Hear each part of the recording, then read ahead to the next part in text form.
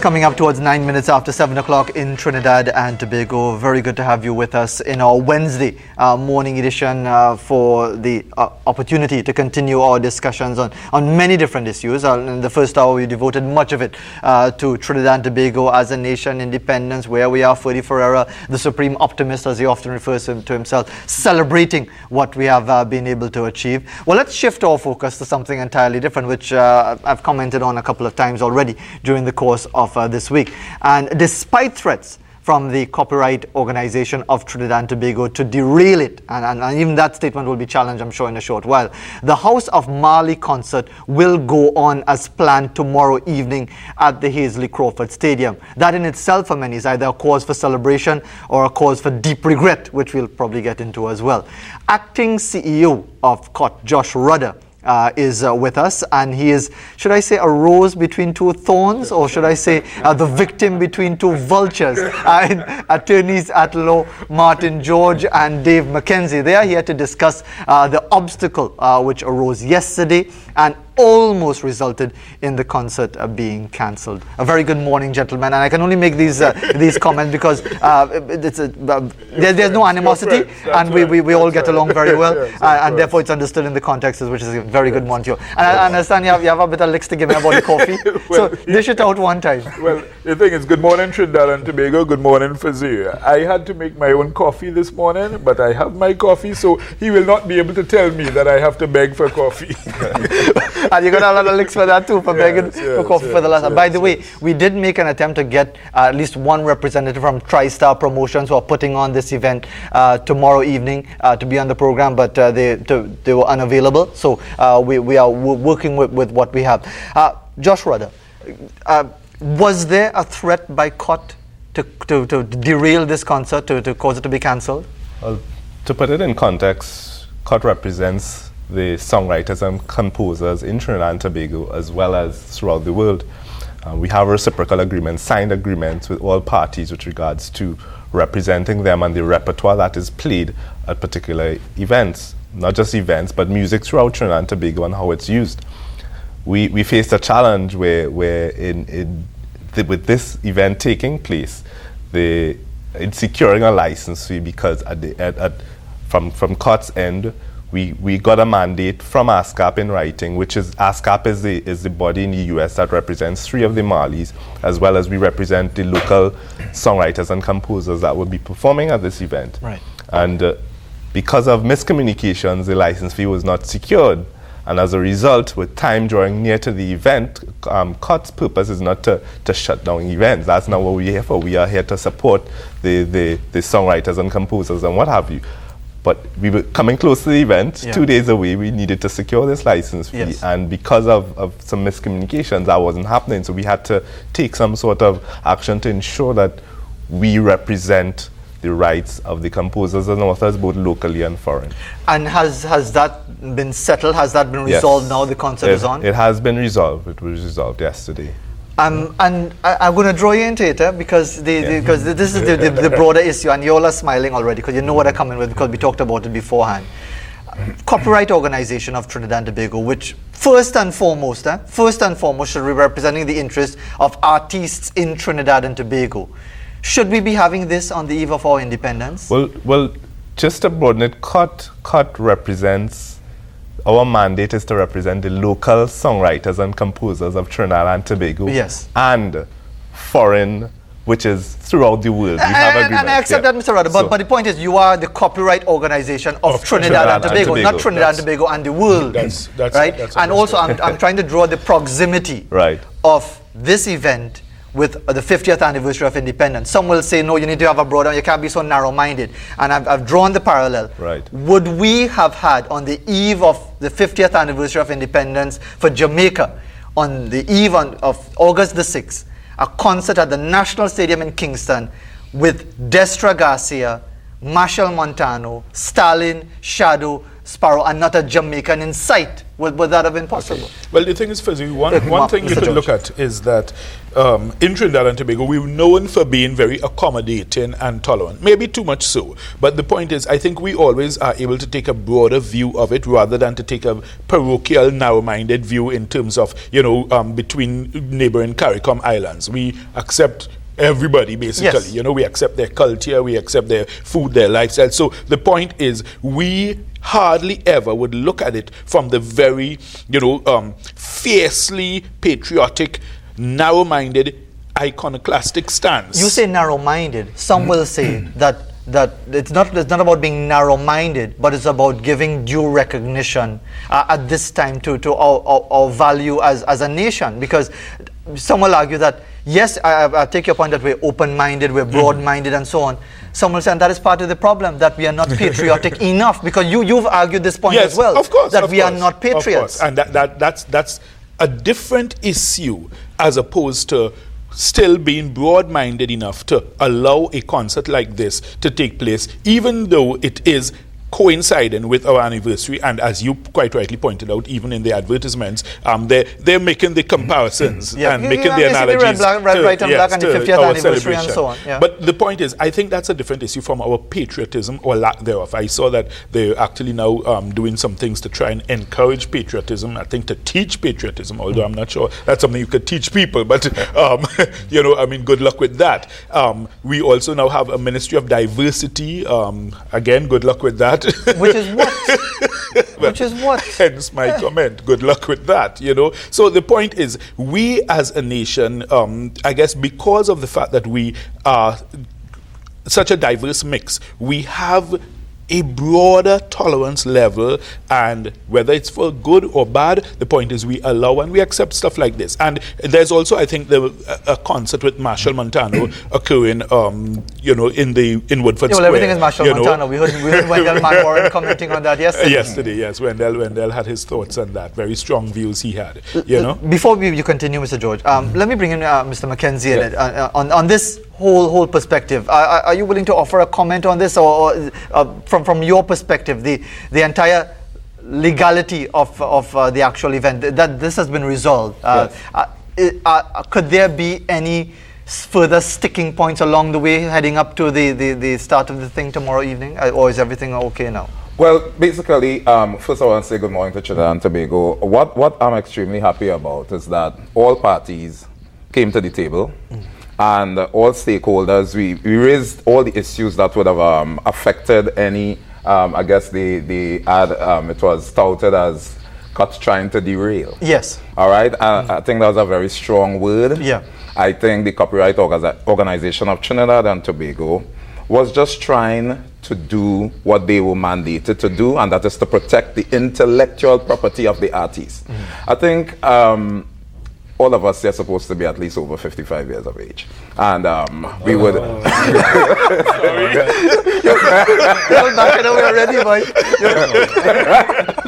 But I guess most of us here will be able to recall a song sang and performed by Scrunter called She Want Me to Sing in She Party for free. But I am 50 and I can remember it. Right. Because that was the era in the early 90s. Close to 50. Neither am I. Everybody getting touchy about the age all of a sudden. But that was in the early 1980s when there's the concept of copyright. Right. Was almost new, and Scrunter basically elucidated it perfectly. Right. That it's almost expected that you go sing for free, or a little roti and a little something, and he was given a different perspective to it all. And what I'm extremely happy about is that for the first time, I think, in Trinidad and Tobago, people will begin to give cut its due respect, and that the work of performers and artists would be respected, and it's rooted in the Constitution, where we have a right to own property and we have the right to have that property protected by the law. But it's trivialized because it's intellectual property. Yes, it's something you sing. Yes. It's something you write. Yes. As a matter of fact, I'm sure you heard, sometime you may have heard a song and you'll say, that is my song. Yes. Right? Meaning, Yeah, it's not really your song. Yeah. It belongs to somebody. It's the else. product of their mind. Yes. And I think that concept has But been have we really made progress when you could go right outside now on Independence Square and buy pirated CDs of almost every artist and bold-facedly playing it loud, loud, loud, and police walking past. Well, has that really changed? Well, of course, we know we face a challenge of compliance in our country, as small as we are. And we have and the problem as well seems to be, Mr. Rudder, enforcement. Yeah, because there's no consequence for violating people's intellectual property rights. Well, what I could say from COTS, and we held meetings with the Mayor of Port-of-Spain just this week, and there's a commitment from that end to work with COT in terms of enforcing that in the city of Port-of-Spain. You're smiling or you're saying it because which means what? Because we've heard that before. Yes. We've heard commitments before. We've seen in many different occasions where people have said this is the clampdown. The news cameras come out, see them run away, the fellas with the carts and so on, and then they're back out on the next morning. And of course,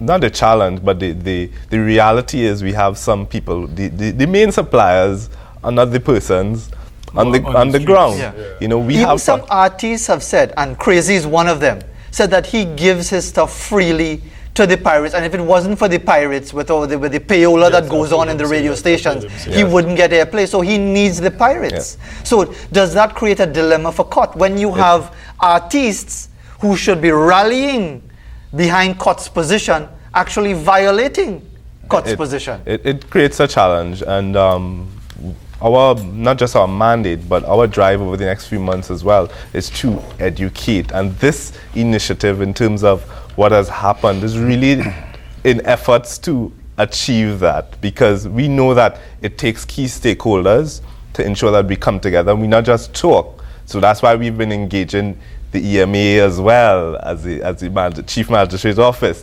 We need key stakeholders in this whole effort, and we can't do it on our own. Come together. Isn't that the line of the Beatles song? We have to be careful what we say. We have to pay a copyright. Well, he wasn't singing it. He was singing it. But you were saying it, come together right now. Oh, well, no. What we'll do, we'll go to a break right now and find out if we get a call from Apple Records or whoever it is owns the rights for the Beatles. I think Michael Jackson owns it. Well, he's passed away. Somebody else owns it now. We'll be back right after this, continuing our discussion.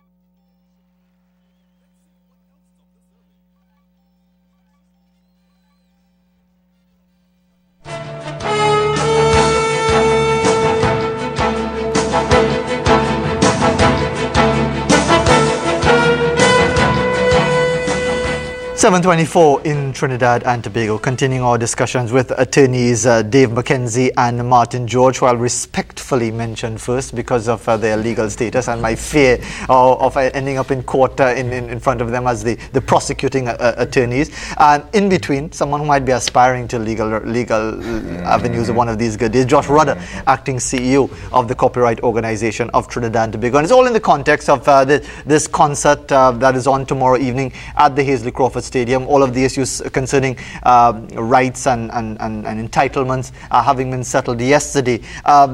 Martin George, does it mean now that what has transpired over the last 24 hours has been a step forward as far as an understanding of the process? I would certainly say so, Fazil, because what has happened is that because of the marathon session we had yesterday, quite a few of the issues which had been, simmering between the Copyright Organization and the promoter, they came to the fore. So we were able to actually develop a roadmap for a way forward that should help to guide the process, and not just that, not just for this promoter, but for other promoters, because you must admit that this is one of the biggest promoters in Trinidad and Tobago. Yes. So if we can get a situation where he can fall in line and we can get compliance and we can get an amicable way to move forward, then I think the other promoters will understand that, look, you must meet and treat with court. However, there must be fairness and balance. And I think that's what the promoter was concerned about. Now, he did mention certain personal circumstances which, had kept back the resolution of the matter. We accepted that. We got it resolved. We got the payment and we were able to move on. So I think it's a win-win situation. Can it be a template? Well, this is exactly forward? what we are looking at devising. We're looking at devising a template because there are some practical realities you have to consider. And if you have to